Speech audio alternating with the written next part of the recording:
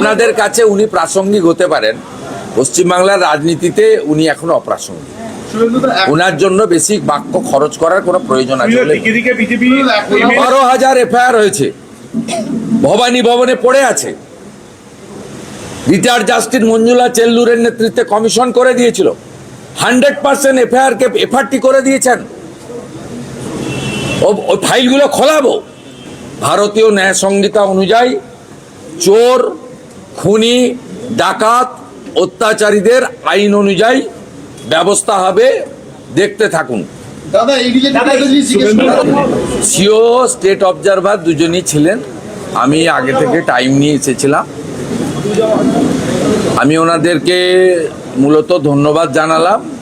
ভবানীপুর এবং নন্দীগ্রামের আমি প্রার্থী ছিলাম, খুব শান্তিপূর্ণ নির্বাচন হয়েছে এবং আজকে গেজেট নোটিফিকেশানও হয়ে গেছে জয়ী প্রার্থীদের 293 জনের।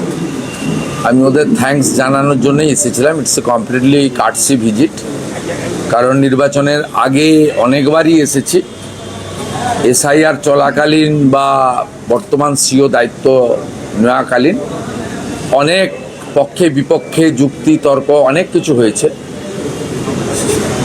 ফাইনালি গণতন্ত্রের যে মহোৎসব, অর্থাৎ বিশ্বের সর্ববৃহৎ গণতান্ত্রিক দেশ ভারতবর্ষের যে নির্বাচন, পশ্চিমবঙ্গে যেটা ইনাদের তত্ত্বাবধানে কেন্দ্রীয় সুরক্ষা বাহিনী, রাজ্য পুলিশ, কলকাতা পুলিশ, নির্বাচন কর্মী সবাই মিলে করতে পেরেছে, তার জন্যই ধন্যবাদ জ্ঞাপন আমি ওনাকে করেছি। আর বিশেষভাবে ভবানীপুরে এমন ভোটারদের আমি পেয়েছি যারা গত 10 বছর 15 বছর ভোট দিতে পারেননি।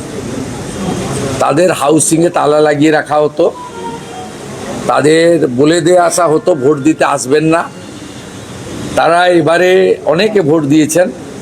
45টা বড় হাউসিং ছিল, 20টাতে ইনসাইড হাউসিং পোলিং বুথ এবারেই প্রথম হয়েছে, যদিও আইনে এটা ছিল আগে থেকে।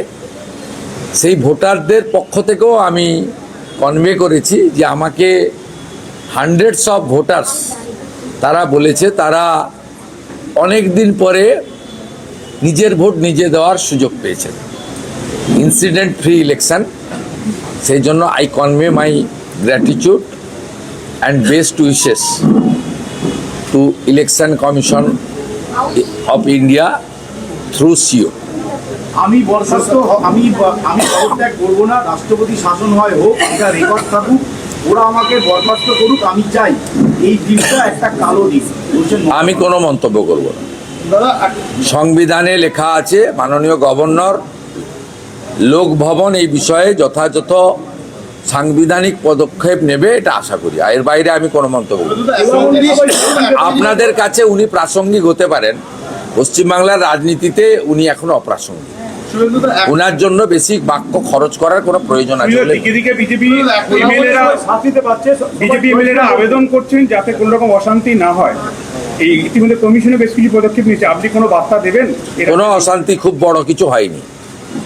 2021 এবং 2023-এর পঞ্চায়েতের সময় যা হয়েছিল আমি ডিফেন্ড করছি না। দেখুন, আমাদের রাজ্য সভাপতি লাগাতার বলছেন, আমিও আজকে দেখেছেন নন্দীগ্রামে থ্যাঙ্কস গিভিং সিরিমনিতে ক্লিয়ার বলেছি যে ওদের ওই পাপীদের অফিসে হাত দেওয়ারও দরকার নেই।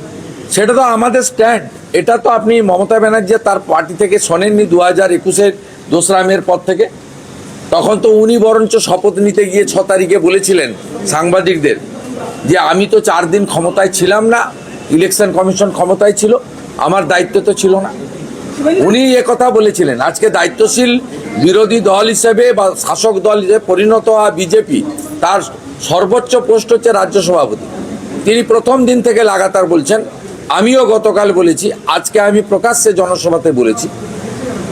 আপনি আমাকে বলুন তো, 2021 সালে 12,000 এফআইআর হয়েছিল, 57 জন মারা গেছিল। আপনি আমাকে বলুন number of death, number of. আমি ডিজিপিকে ফোন করলাম, এই দুপুরবেলা ফোন করেছি ডিজিপিকে, আল্লাহ আপনার এফআইআর কত হয়েছে বলুন। বলবে ফিউ নাম্বার, 50টা এফআইআরই হয়নি। 12,000 এফআইআর হয়েছে, ভবানী ভবনে পড়ে আছে। রিটায়ার্ড জাস্টিস মঞ্জুলা চেল্লুরের নেতৃত্বে কমিশন করে দিয়েছিল, 100% এফআইআর কে এফআরটি করে দিয়েছেন। ওই ফাইলগুলো খোলাবো। কি ঘটেছে বলুন, ইনসিডেন্ট বলুন, কোন গ্রাম কোথায় হয়েছে বলুন, বলুন স্পেসিফিক বলুন। আবারও বলছি, শান্তি বজায় রাখুন। পাপীদের অপবিত্র পার্টি অফিস, যেখানে পয়সা নেওয়া হতো, যেখানে মদ খাওয়া হতো, জুয়া খেলা হতো, নারী নির্যাতন হতো, শাহজাহানরা পিঠা বানাতো, সেদিকে কেউ তাকাবেন না। আর আইন হাতে তুলে নেওয়ার দরকার নেই। ভারতীয় ন্যায় সংহিতা অনুযায়ী চোর, খুনি, ডাকাত, অত্যাচারীদের আইন অনুযায়ী ব্যবস্থা হবে, দেখতে থাকুন। দাদা এই রিলেটেড একটা জিনিস জিজ্ঞেস করব। দাদা কি বলবেন? এখনো কিছু গুন্ডা রয়ে গেছে। ভারতীয় জনতা পার্টি সরকার তৈরি হওয়ার পরে দলমত নির্বিশেষে ধর্ম সম্প্রদায়ের ঊর্ধ্বে উঠে গুন্ডা দমন হবে। এই জন্যই মাননীয় নরেন্দ্র মোদীজি বলে গেছিলেন যে এখানে জঙ্গল রাজ নয়, মহা জঙ্গল রাজ হয়েছে আছে। তা মহা জঙ্গল রাজকে পরিষ্কার করতে গেলে এই ধরনের ঘটনা, বিচ্ছিন্ন ঘটনা ঘটছে। এখনো কিছু গুন্ডা রয়ে গেছে। দাদা 2008 সাল থেকে আপনি জঙ্গলমহলের দায়িত্বে ছিলেন, কি স্ট্র্যাটেজি, কিভাবে আগে থেকে আন্দাজ? 98 সালে তৃণমূল প্রতিষ্ঠা হওয়ার পরে তৃণমূল কংগ্রেস এন্টার জঙ্গলমহল রিজিন, বাঁকুড়া, পশ্চিম মেদিনীপুর অবিভক্ত, ইনক্লুডিং ঝাড়গ্রাম, পুরুলিয়াতে ছিল না। সেই কারণে 2009 সালে যখন তৃণমূল 19, তার জোটসঙ্গী কংগ্রেস 6, তার জোটসঙ্গী এসইউসিআই একটা সিট পায়, সেদিনও কিন্তু পশ্চিম মেদিনীপুর ইন্দ্রজিৎ গুপ্ত, ঝাড়গ্রাম থেকে ডাক্তার পুলিন বাসকে, পুরুলিয়া থেকে আমাদের নরহরি মাহাতো, বাঁকুড়া থেকে বাসুদেব আচারিয়া, এরা জিতেছিলেন। তারপরে কার হাত ধরে জঙ্গলমহলে তৃণমূল প্রবেশ করেছে, ইতিহাস তার সাক্ষী। আমি কেন, নিজে যারে বড় কয় বড় সে নয়, লোকে যারে বড় কয় বড় সয় হয়। একইভাবে মালদা, মুর্শিদাবাদ, উত্তর দিনাজপুরের করণদিঘি, ইটার ছাড়া কোথাও তৃণমূল কংগ্রেস নামক বস্তু ছিল না। না, আমি ওইদিকে আমি বলছি না। ওখানে 2014 লোকসভা ভোটে তৃণমূল প্রার্থীরা থার্ড হয়েছিল। মোহাম্মদ আলী, ইদ্রিস আলী, ইন্দ্রনীল সেন, মোয়াজ্জেম হোসেন, সৌমিত্র রায়রা। কার হাত ধরে ওখানে 2019-এর লোকসভা ভোটে তৃণমূল 51% ভোট পেয়েছিল, এটা সবাই জানে। অতএব ইতিহাস আর তথ্য পরিষ্কার বলে দিয়েছে, উনি যদি নিজের দমে মুখ্যমন্ত্রী হতেন 2001-এ হতেন। কার এবং কাদের দমে হয়েছেন 2011-তে, আজকে সেটা প্রমাণিত।